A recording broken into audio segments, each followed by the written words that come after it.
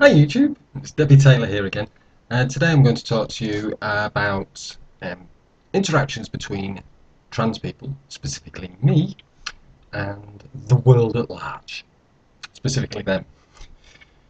It's especially important today as it's my Christmas do, and I'm going to be interacting with a lot of people who have never met me before. Most people don't realise that I've actually met a trans, if indeed they have. So they have questions usually, and I could have little cards made up with the answers on, because the questions are very, very similar. Usually about 2 seconds after meeting me, the questions do start, because I don't generally hide that I'm trans. I don't use my girl voice, which does take a little bit of effort. I've been told over time it becomes easier, but at the moment I generally stick with my male voice. I don't mind people knowing I'm trans. I don't. Um, Sometimes on the telephone I will have to use my girl voice, otherwise they get confused. My therapist also says I should use my girl voice more. So whenever I'm at the gender clinic, I slip into my girl voice so that they don't complain. I hope they're not watching this. Yeah. Now, anyway, it's not my voice that's the first question. The first question is invariably, are you gay? Really, honestly. It's a meaningless question. I consider myself female. Always have. So are they asking, do I fancy women? Or is it because I was born with a penis that they're asking me, do I fancy men? A better question, and if you ever actually want to ask this question of a trans woman or a trans man, is do you fancy men or women? It's none of your business, really, unless you're asking us out on a date. Anyway, what does it matter? Whether we're gay, straight, slightly round the bend, corkscrew, it's irrelevant. The next question I usually get asked is, have you had the... It's always whispered, like it's shameful. It is like admitting that they have a weird fascination with my genitalia. It's like within 5 minutes of meeting a girl, you ask her, have you had a vajazzle? Or the second question to a guy, have you had a vasectomy? Which is weird, isn't it? Unless you're a vasectomy surgeon or a beautician who specialises in vajazzles. And then it wouldn't be weird. But as far as I'm aware, I've never actually met socially a gender reassignment surgeon. It's truly bizarre. Does it really matter what's between my legs? If you like me as a person. How would the plumbing change that? In an ideal world, it'd make no difference, but sadly, this isn't utopia. The question's sometimes phrased differently. Have you had it chopped off? This annoys me on a couple of counts. It kind of indicates that a trans woman is a man with a bit missing, which would also indicate that a woman is a man with a bit missing, a lesser man. And that's not true. Totally misses the point. Plus, it doesn't get chopped off. Most things get reused. There's a couple of little balls that get thrown away. The rest get turned inside out and reused. And it's rather disgusting, really, to realise that they ask you to have electrolysis down there so that it's not hairy inside. They don't tell you that in the leaflet. Never mentioned. Anyway, if you can still remember the question, the answer is no. Another common question is, why did I choose to be a transgendered woman? Well, for a start, it's transgender, not transgendered. But I will forgive that little grammatical slip. The bit that gets my goat is choose. That's like asking someone with a birthmark on the face, when did they choose to have it put on? Or a ginger hair person asking them when they chose to be gingered. You see, that's why it's transgender, not transgendered. In the same way, it's ginger, not gingered. Right. Let me spell it out. It's not a choice any sane or rational person would make. We would not want to be ridiculed, laughed at, pointed at in the street, made virtually unemployable. You just wouldn't, would you? I don't know what it is. There's a small section of society, mainly drunken mid-20s men called Darren or Dave, who feel it's their duty to tell the world at large when they walked into a restaurant or a bar that they've just seen a tranny. It's like they're telling everyone, I'm really observant. I've just spotted a man in a dress, and none of you have.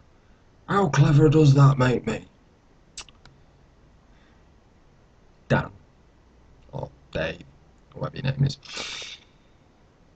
A lot of people will have noticed. They're just not rude. I have much right to live my life as they do. And they realise that. I mean, I could put on a pair of jeans and a jumper, get my hair short, wear no makeup. I'd look quite manly then, I think. And you wouldn't notice me at all. But you'll always be a prick. You can't change that. I've never actually said that to any of these jerks. I feel it'd be dropping to their level. Fortunately, Derek, or Donald, or whatever, have the attention span of a hyperactive ADHD kid popping blue Smarties like they're Ritalin, and they lose all... What was I talking about? Oh, yeah. They lose all track of their thoughts, and they go and get another drink. And then I can get on with my life. Why do you want to be a woman? That's a doozy of a question. It really is. The correct answer is, I don't. Any more than you want to be whatever gender you are. It's a variation on the, why did you choose to be trans? Another variation is, why don't you stop being trans and go back to being a man? Well, here's an idea. Why don't you stop being whatever you are, man, woman, and be something else for a bit? Let me know how that goes, alright? I've used that line on a couple of people, flummoxing us a little bit. One of the more interesting questions I get asked, more rarely, is how did your family take the news? Well, when I tell them, I'll let you know. Just kidding. My parents weren't chuffed. In fact, if I'd chosen the wrong moment to tell them, I would have been collecting my inheritance much earlier than anticipated. My brother was much cooler. I went into the restaurant that he runs, and I sent him a text. Said, there's a couple of trannies in your restaurant. Just a couple of minutes, saw his head poke round the door. And then I got a text back. How did you know? Tippity tappity tippity tappity. I'm one of them. Like I said, it was really cool. He came out, sat with us. Had a good old chin wag.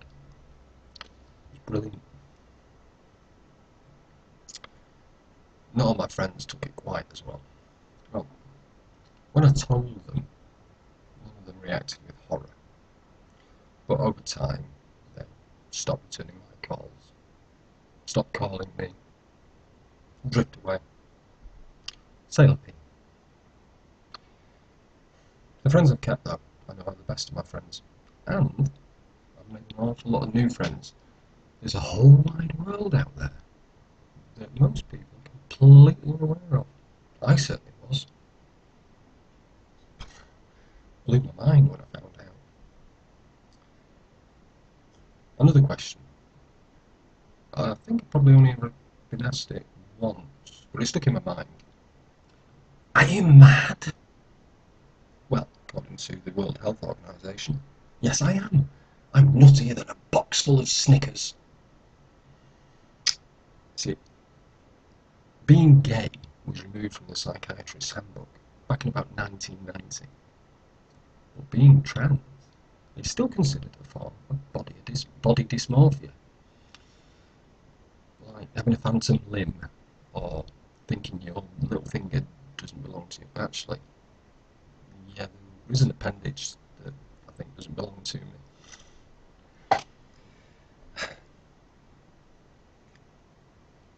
I don't feel mad, or even slightly off kilter.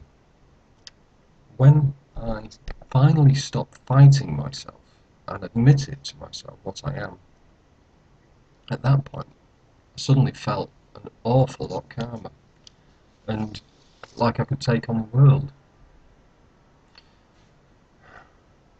There's an awful lot of suicides in the trans community, an awful lot. It's much higher than it is in the standard community. And that's sad. I was one of the lucky ones. I think the world would be a far better place with me in it. But quite a lot of girls, they reach a point where they can't see an alternative. They won't admit to themselves what they are, and so, Damien, Derek, Dave, next time you're catcalling and insulting a tranny, remember that. Those that do make it past it's the end of the road, they generally come out stronger than the general population. We're okay with ourselves. We understand, we know. There's an ad campaign at the moment. It says, some people are gay, get over it. Well, I'd like to add, some men wear a dress, get over it. Right, I've got to go and put my earrings in and go off and meet my work colleagues. Nice, huh? I'll see you later.